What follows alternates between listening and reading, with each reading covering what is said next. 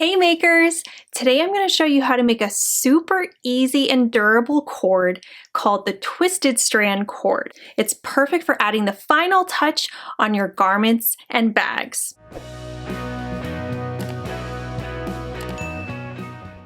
My name is Rachel Alford from Cozy Next Designs, and this twisted strand cord is a great alternative to I-cords because it is quicker, easier, but just as sturdy. I use this on my everyday bag trio as an alternative for a quicker and easier option, and I just love how it turned out.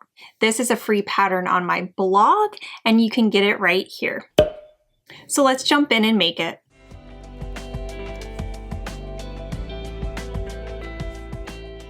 These are the materials needed to make the twisted strand cord. So I just have weight for yarn, but any yarn or string will work. Scissors, and then this is my stationary object that I need to loop my yarn around, but you can use like a doorknob, a friend, basically anything that's sturdy enough to hold the yarn. And then this is just the project. I did I-cords for the drawstrings for this, but I need to measure it against this, so that's why I need that as well. So let's get started. So to begin, I am going to measure my yarn. I need to do 14 times the width that I need.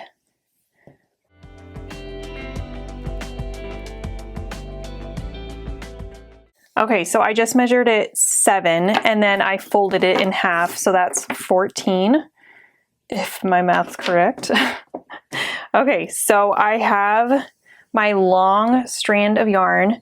I have it folded in half, so I have a loop, whoops, and I'm just looping it over this candle, and I'm gonna scoot it off screen so you can see what I'm doing with my right hand. Okay, so now I'm just twisting clockwise over and over and over. You can twist it with your fingers or you can try to roll it with your hands. I like doing it with my fingers because I feel like I have more control over it though.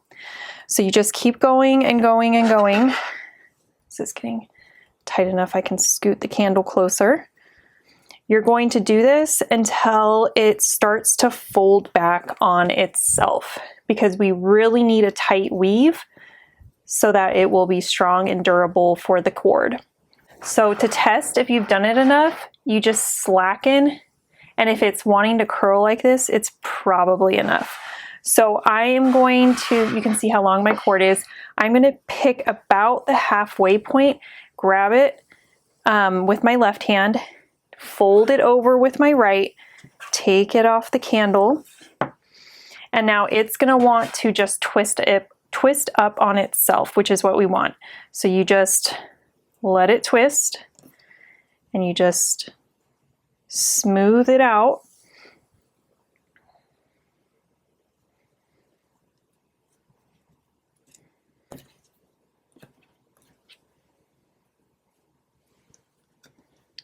Just fixing it. You can see what it looks like now. That's what we want it to look like. So now I need to knot my two ends. So I'm going to knot this one.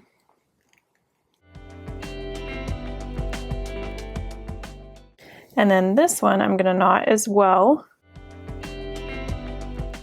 And then that is our cord. You can see how it looks.